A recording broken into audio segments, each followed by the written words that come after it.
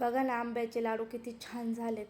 तुम्ही विश्वाससुद्धा करणार नाही की 2-3 साहित्यात इतके छान लाडू आणि कमी वेळात मस्त अगदी 10च मिनटात हे लाडू तयार होतात बरं का. आणि साहित्यसुद्धा अगदी 3च साहित्य लागतं. तर दिसायलासुद्धा अप्रतिम आहेत. खाण्यासाठी तर तेवढेच स्वादिष्ट लागतात.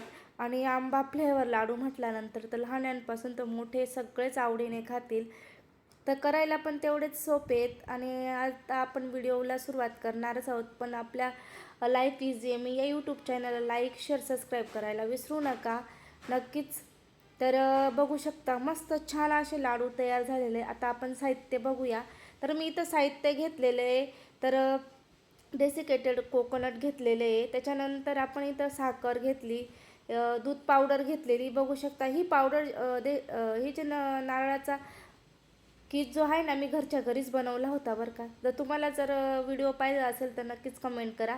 इथं आंब्याचा रस 1 वाटी घेतला. आता आपण एक मोठी कढाई घेतलेली आहे अशा पद्धतीने. आता आपण इथं थोडंसं तूप टाकून घेणार आहोत. अगदी थोडंसं तूप टाकणार आहोत, जास्त नाही. अशा पद्धतीने आपण आहे ना इथं मस्त डेसिकेटेड कोकोनट होतं ना, ते टाकून घ्यायचं आहे. मार्केटमध्ये सुद्धा कोणत्याही दुकानात अवेलेबल असतं, भेटू शकतं. अशा पद्धतीने अगदी 5 मिनटासाठी कमी गॅसवरती आपल्याला भाजायचं किंवा लाल करायचं असं काहीच नाही आहे. तर छान अशा पद्धतीने मस्त कमी गॅसवरती आपल्याला परतून घ्यायचं आहे. फक्त त्याच्यातला जो ओलावा वगैरे असतो तो निघून जायला पाहिजे, एवढंच आपल्याला इथं करायचं. त्याच्यानंतर आपण याच्यात टाकून घेणार आहोत आंब्याचा रस. आंब्याचा रस आपण तुम्ही कोणत्याही आंब्याचा रस घेऊ शकतात, फक्त आंबट वगैरे घेऊ नका. अशा पद्धतीने मी आंब्याचा रस टाकून घेतला बघू शकता. तर मी 2 मिनटं असंच परतून घेणार आहे. त्याच्यातला फ्लेवर येईपर्यंत असं परतत राहायचं घट्ट होईपर्यंत. आता आपण याच्यात आहे ना दूध पावडर टाकून घ्यायचं. दूध पावडरसुद्धा तुम्ही कुठेही तुम्हाला भेटू शकते. तर अशा पद्धतीने कोणत्याही मॉलमध्ये, दुकानामध्ये. तर मी 2 चमचे, मोठे 2 चमचे मी ना तर इथं दूध पावडर टाकून घेते. त्याच्याने खूप छान चविष्ट असं लाडू बनतो. खूप मस्त लागतो खाण्यासाठी आणि सॉफ्टसुद्धा बनतो. तर हा नक्कीच टाका तुम्ही दूध पावडर अशा पद्धतीने. आता इथं मी ना व्यवस्थित मिक्स करून घेते. आपलं घट्टसर असं जे मिश्रण आहे ना ते तयार होतं आहे. आता आपण साखर टाकून घेणार आहोत. आता आपण हे साखरसुद्धा 1 वाटी घेतलं अशा पद्धतीने. जर डेसिकेटेड कोकोनट जर 200 ग्रॅम असेल ना तर 100 ग्रॅम आपल्याला साखर इथं 100 ग्रॅम किंवा 120 ग्रॅम आपल्याला साखर इथं लागणार आहे बरं का. अशा पद्धतीने मेजरमेंट आहे. तसं डिस्क्रिप्शन बॉक्समध्ये मी तुम्हाला सर्व साहित्य वगैरे लिहून देत असते, ते बघत चला.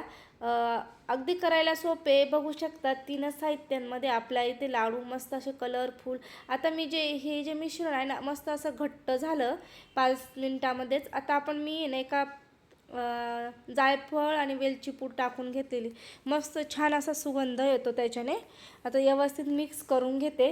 गॅस मी आता बंद करून घेतलेला आहे बरं का. त्याच्यानंतरच मी वेलची पूड वगैरे टाकलेली आहे. आता आपण एका प्लेटीत काढून घेणार आहोत आणि 10 मिनटासाठी ना थंड करून घ्यायचं.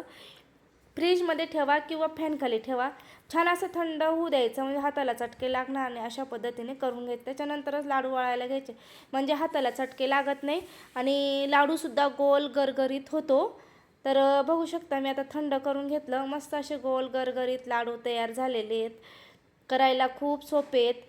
अगदी एका हातात लाडू तयार होतो आणि जेवढं बघायलासुद्धा डोळ्यांना छान वाटतं ना, करायलासुद्धा तेवढीच हौस येते. अगदी 2-3 सेकंदामध्ये लाडू तयार होतो बरं का. तर बघू शकता अशा पद्धतीने गोल गरगरीत लाडू तयार झालेला आहे. तर नक्कीच करून बघा आणि लाईफ इझी एम या यूट्यूब चॅनलला लाईक, शेअर आणि सबस्क्राईब करायला विसरू नका. अशा पद्धतीने मी वरतीसुद्धा तो कोकोनट होतं ना लावून, ते सुद्धा पावडर लावून घेतलेली, दिसायला खूप छान दिसतं म्हणून. तर आता बघू शकता आपलं फायनली आपले लाडू मँगो लाडू तयार झालेले आहेत. तर तुम्हाला कसे वाटले व्हिडिओ तर नक्कीच कमेंटमध्ये सांगा. आणि तुम्हीसुद्धा हा लाडू करून बघा. अगदी खायला वगैरे चवीला अप्रतिम होतो. तर अगदी लुसलुशीत तोंडात टाकताच पाणी होतो. आता भेटूया आपण पुढच्या व्हिडिओमध्ये. धन्यवाद.